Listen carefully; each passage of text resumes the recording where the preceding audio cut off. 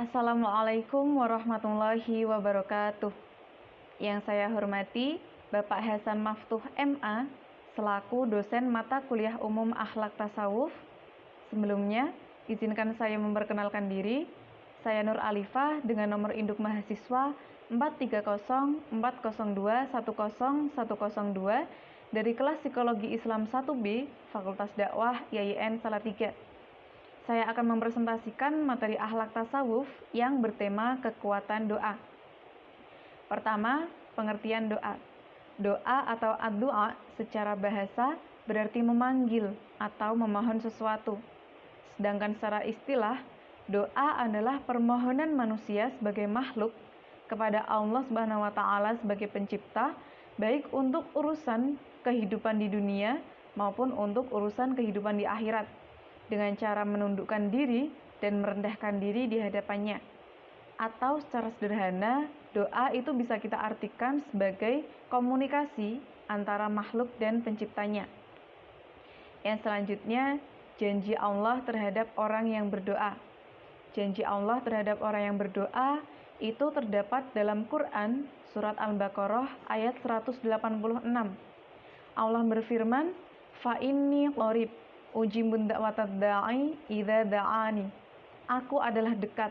Aku akan mengabulkan permohonan orang yang berdoa apabila ia memohon kepadaku.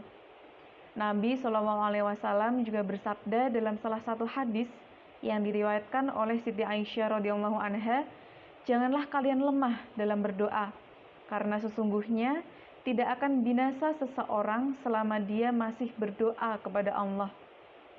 Hadis ini menerangkan kepada kita bahwa selama kita masih dan terus berdoa, kita tidak akan binasa, kita tidak akan lemah, dan kita tidak akan rugi. Para ulama juga mengatakan bahwa segala sesuatu yang ada di dunia ini akan pergi kepada Allah dan tidak akan pernah kembali kecuali doa. Dia akan pergi dan dia pasti kembali. Nah, karena doa merupakan permohonan kita terhadap sesuatu, maka dalam berdoa itu terdapat tata cara atau adab-adab tertentu. Adab dalam berdoa diantaranya: 1. Menghadap kiblat. Yang kedua, mengangkat tangan sejajar dengan siku. Yang ketiga, diawali dengan istighfar dan membaca sholawat Nabi. Yang keempat, berdoa di waktu yang mustajabah. Jadi dalam berdoa itu terdapat yang namanya waktu mustajabah atau waktu yang lebih utama daripada waktu yang lainnya. Di antaranya ketika bulan Ramadan, terutama saat malam Lailatul Qadar. Karena seperti yang kita tahu, malam Lailatul Qadar adalah malam yang lebih baik daripada 1000 bulan. Yang selanjutnya, ketika kita sedang wukuf di Arafah, yaitu saat kita melaksanakan ibadah haji, atau doa ketika di antara dua khutbah Jumat, doa di antara azan dan iqamah, doa ketika kita sujud, doa setelah sholat, doa ketika turun hujan lebat, maupun doa di sepertiga malam yang terakhir.